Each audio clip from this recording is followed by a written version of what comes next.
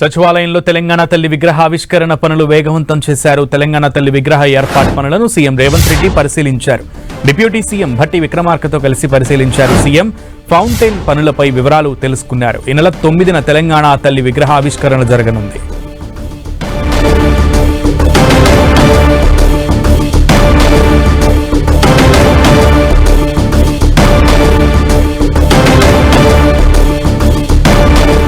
విగ్రహావిష్కరణకు సంబంధించి మరింత సమాచారం మా ప్రతినిధి కొండలు అందిస్తారు. తెలంగాణ ప్రభుత్వం విజయోత్సవాలను ఘనంగా చేస్తుంది. మొత్తం 9 రోజుల పాటు ఈ విజయోత్సవాలను నిర్వహిస్తుంది. ఈ నెల 9న అంటే చివరి రోజైన 9న తెలంగాణ తల్లి విగ్రహావిష్కరణ కార్యక్రమం ఉండబోతుంది. ప్రస్తుతం మనం ఈ రాష్ట్ర సచివాలయ ప్రాంగణంలో ఉన్నాం. ఇక్కడ తెలంగాణ తల్లి విగ్రహాన్ని ఆవిష్కరించబోతున్నారు సీఎం రేవంత్ రెడ్డి.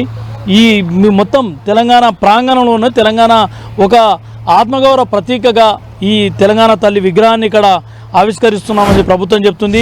దీనికి సంబంధించిన పూర్తి ఏర్పాట్లన్నీ కూడా చకచకా సాగుతున్నాయని చెప్పుకోవచ్చు. విగ్రహాన్ని ఇప్పటికే ఇక్కడికి తరలించారు, ఇక్కడ ఏర్పాటు చేశారు. ఇక ఆవిష్కరణ నెల 9వ తేదీన ఆవిష్కరించబోతున్నారు. మొత్తం 7, 8, 9 3 రోజుల పాటు పూర్తి సంబరాలు నిర్వహించాలని ప్రభుత్వం డిసైడ్ అయింది.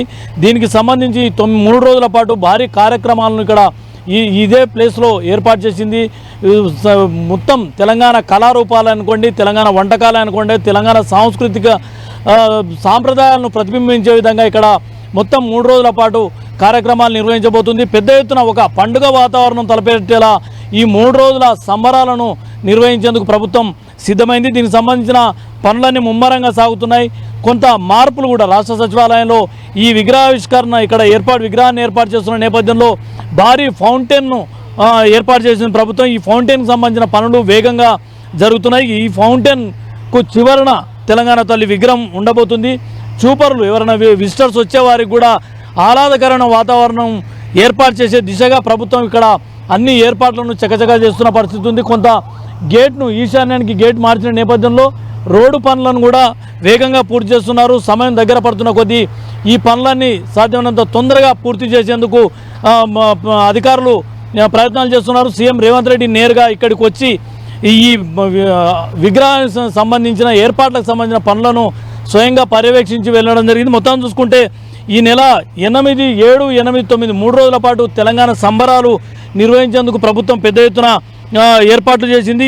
ఈ సంబరాలను అన్ని రాజకీయ పార్టీలు ఇక్కడ పార్టీలకు అతీతంగా కూడా ఈ సంబరాల్లో పాల్గొనాలని చెప్పి సీఎం రేవంత్ రెడ్డి పిలుపునిచ్చారు.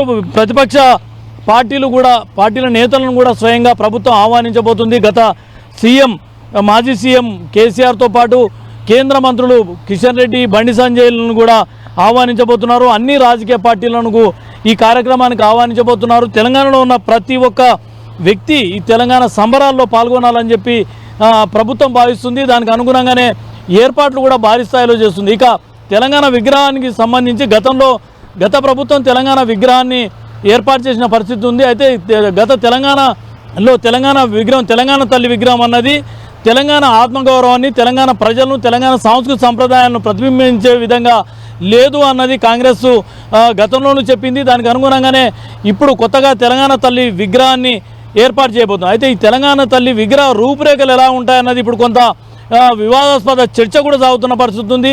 దీని పట్ల ఈ విగ్రహావిష్కరణ రూపురేఖలు మార్చడం పట్ల బీఆర్ఎస్ తీవ్రంగా వ్యతిరేకిస్తున్న పరిస్థితి ఉంది. ఈ నేపథ్యంలో ఇప్పుడు తెలంగాణ తల్లి రూపురేఖలు ఎలా ఉండబోతున్నాయన్నది కొంత సస్పెన్స్గానే ఉన్న పరిస్థితి అయితే ఉంది. ఇప్పటివరకు రూపురేఖలు ఎలా ఉంటాయన్నది చూడాల్సి ఉంటుంది. పృథ్వీతో కొండల్ 10 టీవీ రాష్ట్ర సచివాలయం నుంచి.